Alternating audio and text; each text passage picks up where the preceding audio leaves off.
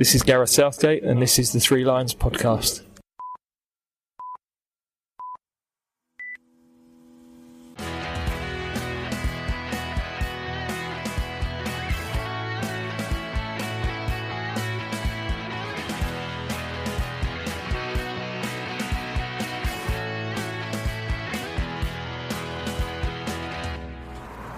Hello and welcome to the Three Lions podcast. My name is Russell Osborne and this is an independent England football supporters podcast. Oh, hello Tesco, my old friend.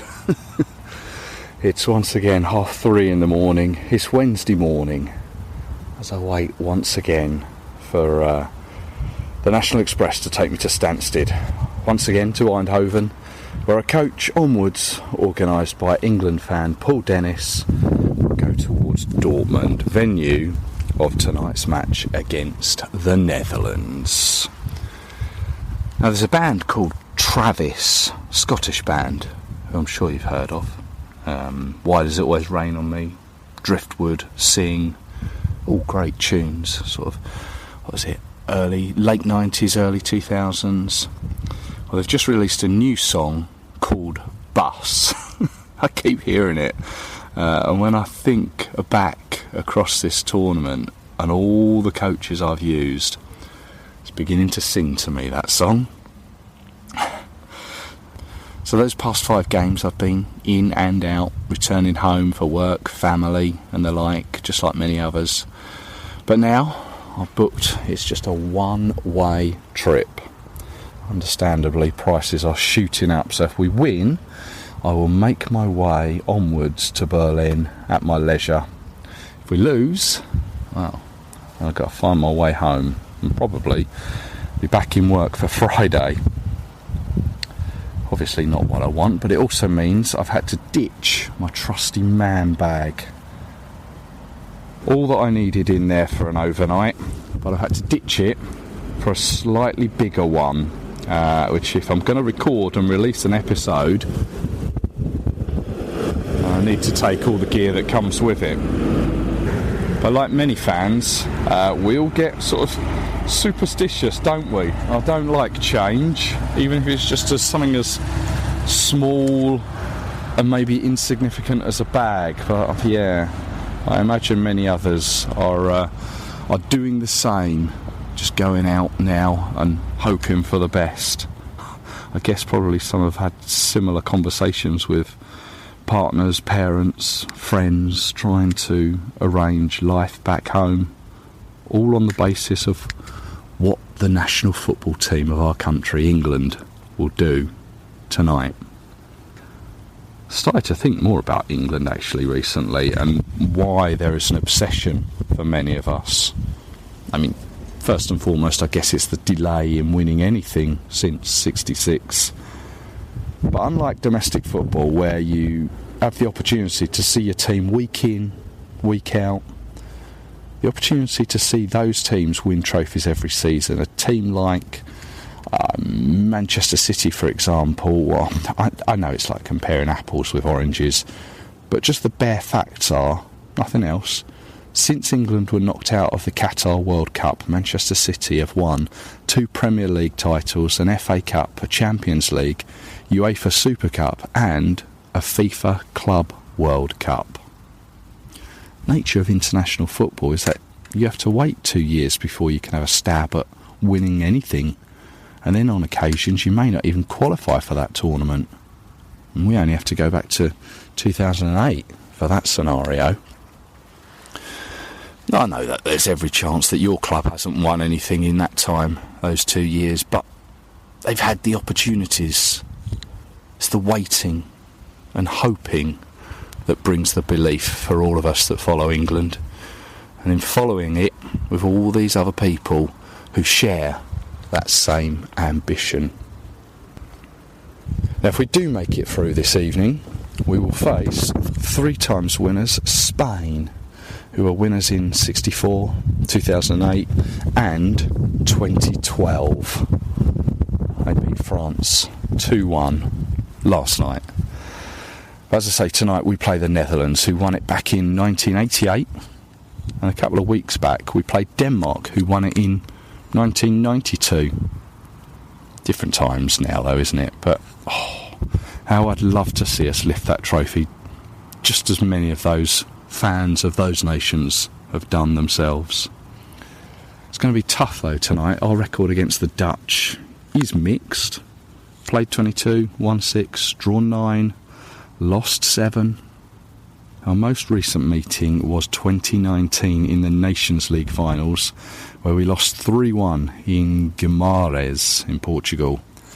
Of course, there was the 4-1 in Euro 96, wasn't there, which no doubt many will be reminiscing about later on today on the telly, I'm sure.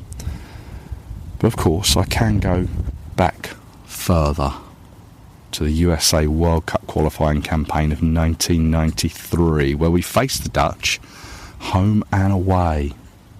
It's fair to say at the time we didn't have the best team back then, but we had some bumps along the way, notably against the Dutch. Drew 2-2 at Wembley after being 2 up, but it was the away game later in the year in Rotterdam. Goalless as the second half began. David Platt through on goal. Ronald Koeman, the Dutch defender at the time, deliberately pulled him back. Clear red card. Professional foul. No, only a yellow given. Minutes later, the Netherlands have a free kick on the D, on the edge of England's box. That man, Koeman, lines it up. ITV's Brian Moore. He's going to flick it. He's going to flick it. And what does he do? Flicks it past the wall, past David Seaman. Bergkamp later adds a second. And Channel 4 at the time, they famously made a documentary all about it. Fly on the Wall, all about England manager Graham Taylor. But what of Koeman? Well, he's now in charge of the Netherlands. How it would be nice to do one over him, because he wasn't in that Euro 96 team that we crushed 4-1. But the Netherlands, though, their route to the final, well, in Group D, they finished third. Won 1, lost 1, drew 1. They beat Poland, they drew with France, and they lost to Austria. But it meant they went through as one of the best placed, third placed teams. In fact, they finished top of that group. The round of 16, they beat Romania 3-0, and then most recently beat Turkey 2-1 in the quarterfinals to find themselves against us in Dortmund. And that is where I'm off to now, because this, I think, is my coach. Oh, I have found myself a lovely little guest house just outside of Bochum, which is about a 10-minute journey towards Dortmund. Already I have seen hundreds of Dutch fans, and by all accounts, looking on social media and on WhatsApp groups, there are lots of Dutch fans around. Apparently they reckon there's about 80,000 who have made their way over to Dortmund for the game. You can pick them out quite easily. They're wearing orange, all of them. But it's a lovely sunny day, and yeah, I'm gonna make my way to Dortmund now.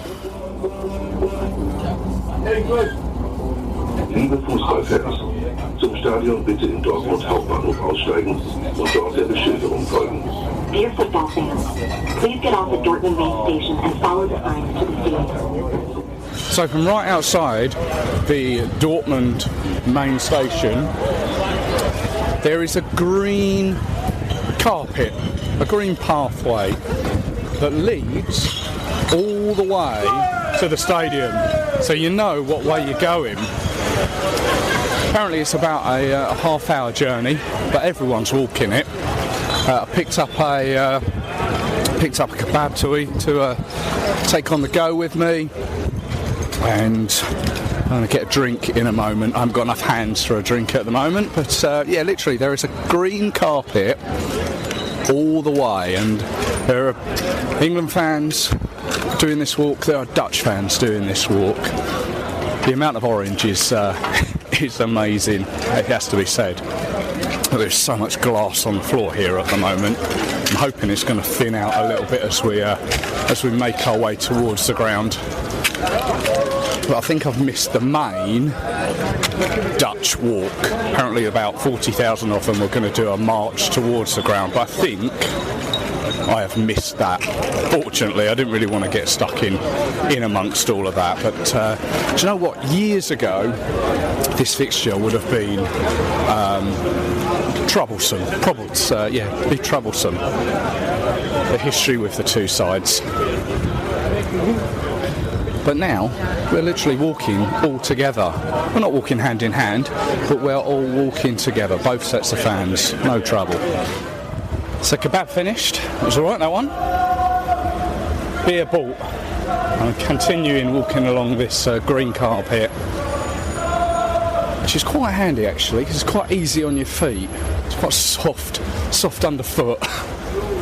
But it's starting to rain a bit now, and we've got visions of, there's a couple of games, wasn't there, at Dortmund, where it just absolutely hammered it down and was coming through the ceiling. I hope it's not going to be anything like that.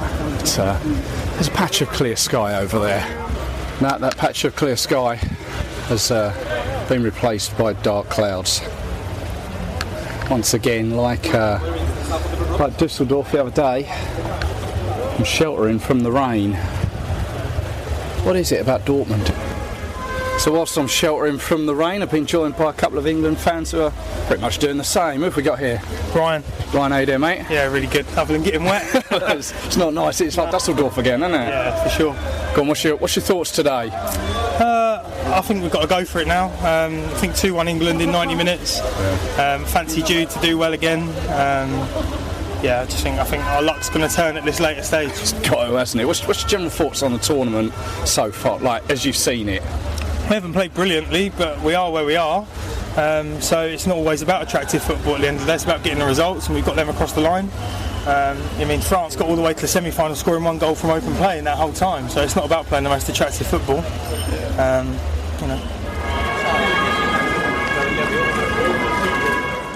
Let me tell you about Dortmund as the stadium comes into view. Its yellow corners sort of protruding up above the buildings. And queues are starting to build to get into the actual perimeter of the ground. We've only played here once before, 2017, in a friendly. It's a game I came to as Lucas Podolski's testimonial. It's a game that we lost by 1-0. It is, of course, home to Borussia Dortmund. You don't need me to tell you that. The ground is the Westfalen Stadium, or the sponsored, I think, it's the Signal Iduna Park.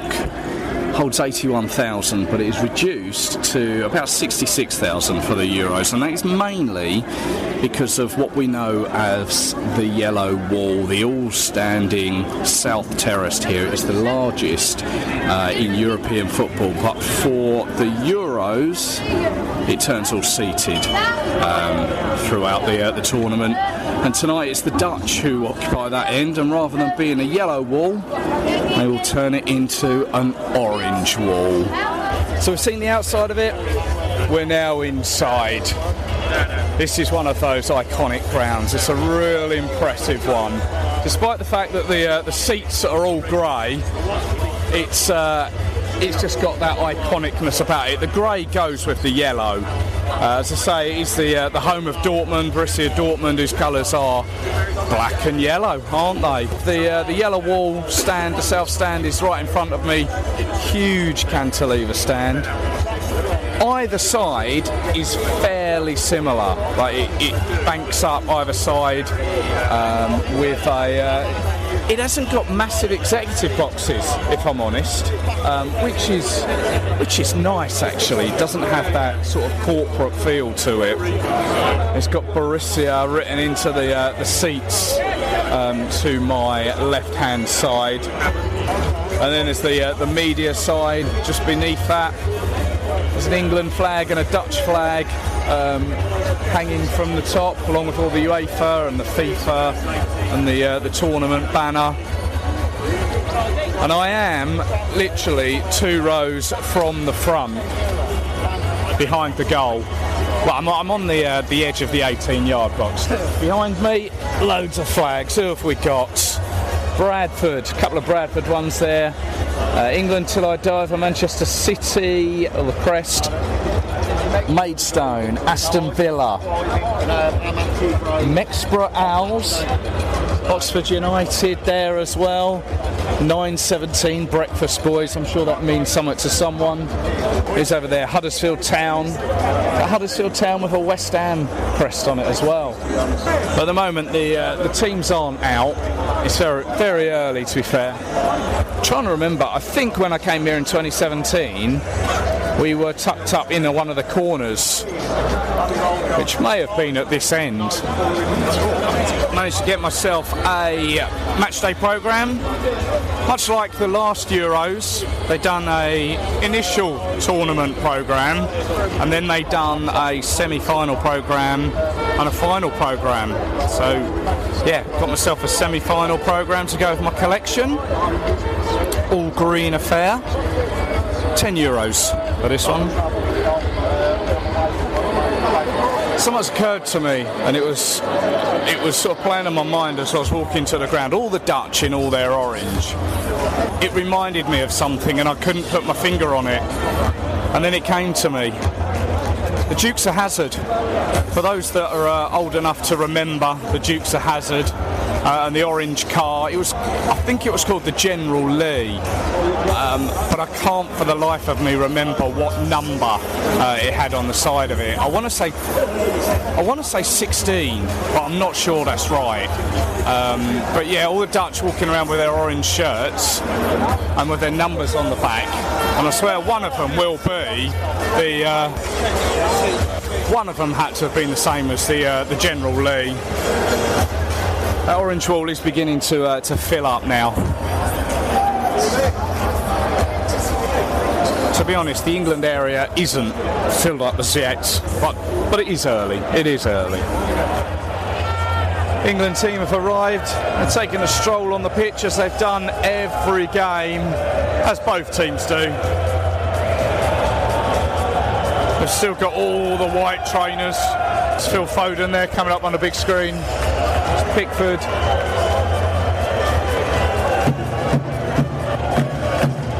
England band behind me. It's the big drum and the trumpet that have been with us throughout the tournament, and we'll no doubt hear them throughout the game.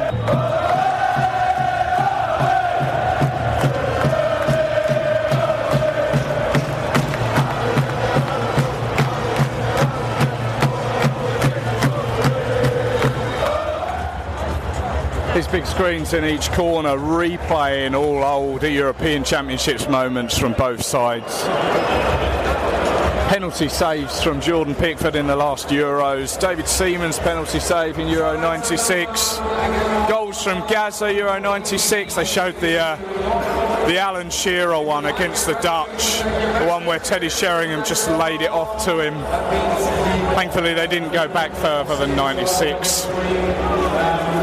But yeah, it is now that I was doing all right until I started watching that, but the nerves now are starting to creep in, sort of the shakiness and uneasiness of what is about to approach. I'm sure plenty of others are feeling exactly the same, either in here or at home. What is it with this place? About an hour and 5 minutes before kick-off, and all of a sudden it's absolutely leathering it down. Literally, it just came out of nowhere. This is... I mean, I don't think there's any danger at the moment of anything being called off, but literally it's just come out of nowhere. Hopefully this doesn't come through the roof like it did the other week. We've got a team sheet in. Looks like there's just the one change. Pickford in goal. Walker, Rice, Stones. Gay comes back after serving his suspension. Saka, Kane, Bellingham, Foden, Trippier and Mainu. At the moment, all three goalkeepers are out warming up. The rain seems to have subsided. It's going to be a slick pitch tonight. So it's not just the teams that come out to warm up, it is of course the officials as well. And there was a story that came out yesterday, day before, can't remember now. The referee in charge tonight, German referee, was actually banned for match fixing back in 2005, something like that. Which is an interesting scenario. Bundesliga referee. Apparently he's already reffed 4 games in this tournament, but be banned for match fixing, but he's back in the game now, in charge tonight.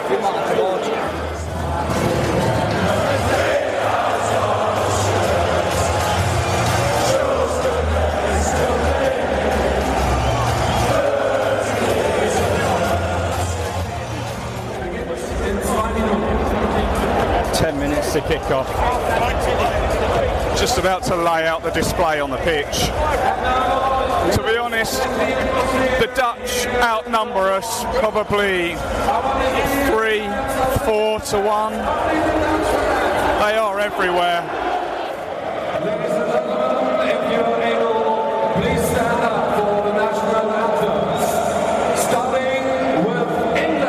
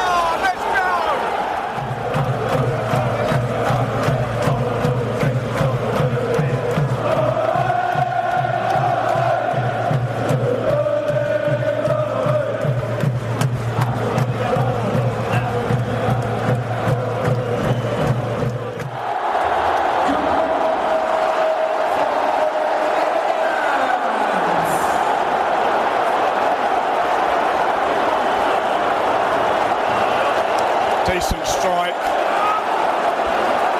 Harry Kane with an opportunity. He's now limping. Don't know if he's going to last this game now. Well, VAR, potential penalty. Referee's gone to look at it.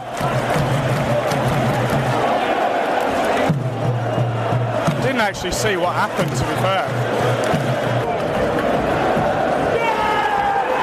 Penalty given, come on! Harry Kane's got a ball in his hand. Of course, he didn't take one the other night. Stands, concentrates. Ball on the floor. Places it. Come on, let's get back into this. Everyone's got phones up. Come on, in we go. Come on. In we go, let's level this. Yes!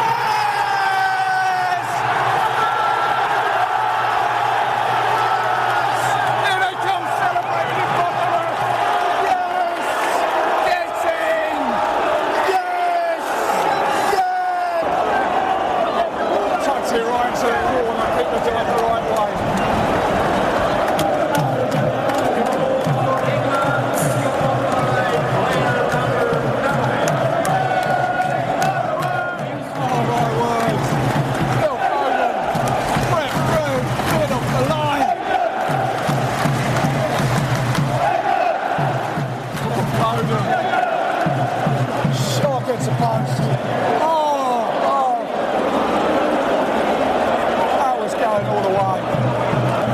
This is the England that we wanted to see.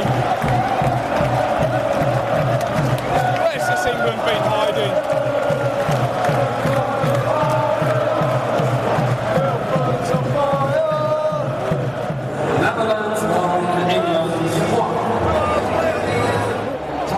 What a half. What a half. Dutch take the lead. You think, what could go more wrong? We just turned the volume up. We just picked up the pace. This was the best England have played. Not all tournament, all this year. This is an England we haven't seen. All the pressure has been ours. All the possession has been ours. Absolutely superb. Harry Kane with a penalty to equalise it. If we get another one, we've done this done and dusted. Interesting to see how the second half pans out. But we could have done with taking the chances there. Phil Foden, one off the line, hit the post. Kobe Mainu has been superb. He's been running that midfield. Saka has been great. Looks like Luke Shaw is on the sidelines, going to make a change.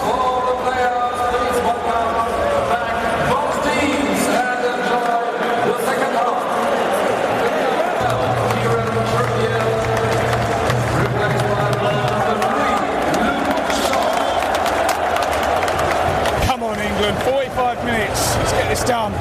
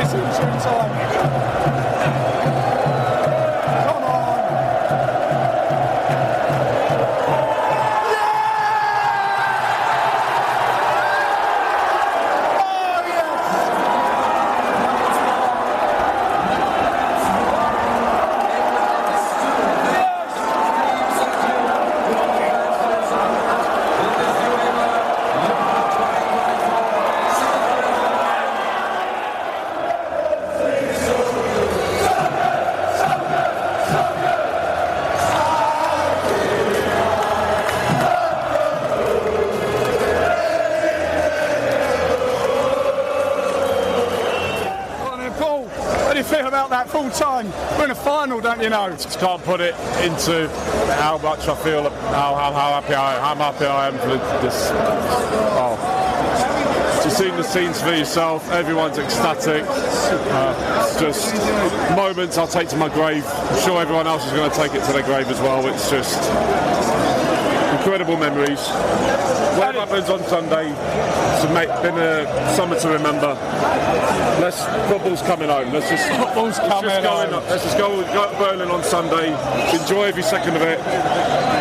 Let's bring football back home to England where it belongs. God, I'll tell you what, the thoughts for the last half an hour, just gone. What emotions.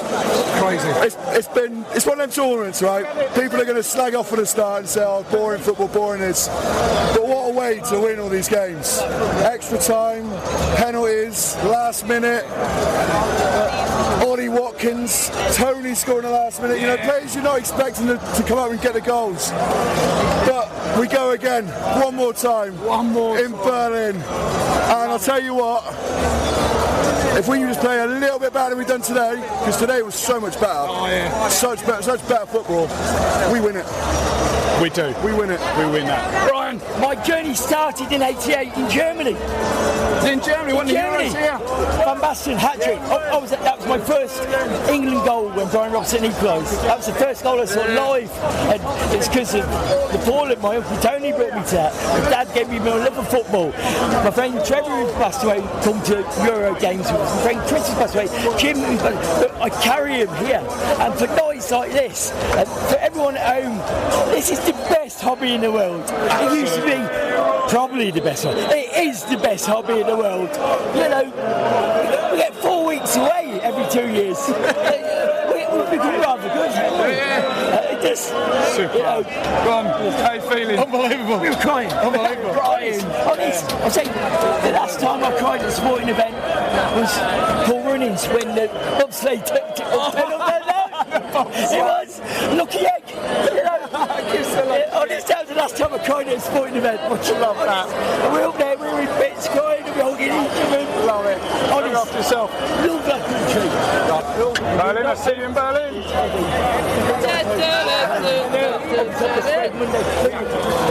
Go on, and how are you feeling, Tucky? Feeling good. You must be feeling better than good. Go on, talk to me. Oh, I didn't realise.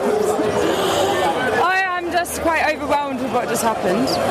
Covered in beer, I'm a bit sticky, and just very thrilled that we're getting to go to Berlin. I'm going to describe Tucky to you. She's got "It's Coming Home" on her cheek. It's not just in face paint, you know. No, it is not. It's self-crafted with, we're allowed to name drop a particular brand. Is it Revlon? No, it's NYX matte lipstick. It is the lipstick to go for if you want to paint your face. You'll see her no doubt on the telly or pictures somewhere. That no longer looks glum. Chaps, how are we feeling? I don't know what's happened still. I can't quite work out what's just happened. We deserved that, didn't we? Oh, a bit of luck. absolutely. We deserved that little bit of a last-minute winner. A winner, not an equaliser, not a penalty shootout. We deserved 90-minute winner. It was 90 plus 1. I didn't realise how late it was. Yeah, it's late. Then the 2 minutes come up after. CJ? I think it was worryingly similar to the France game.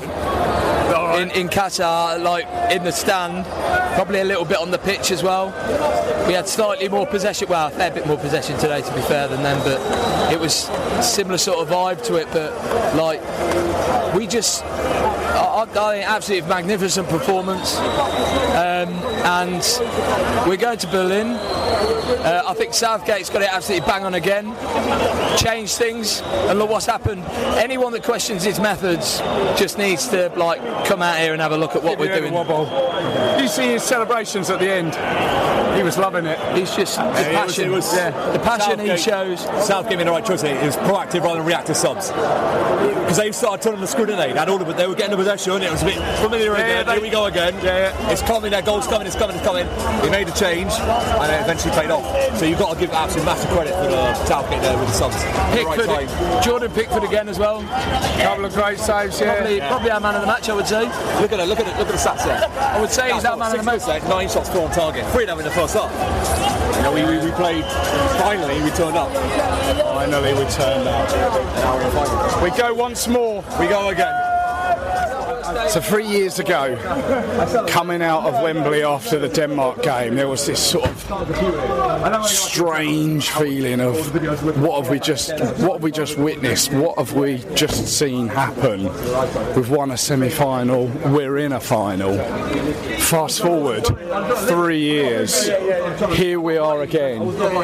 This time though, it's exactly the same feeling, but this time it's on foreign soil. It's on Germany. German soil. This journey began in, what was it, March 2023. The song "We're All Going to Berlin" rang around the Maradona Stadium when we beat Italy in that opening qualifier. And here we are. Next step is Berlin.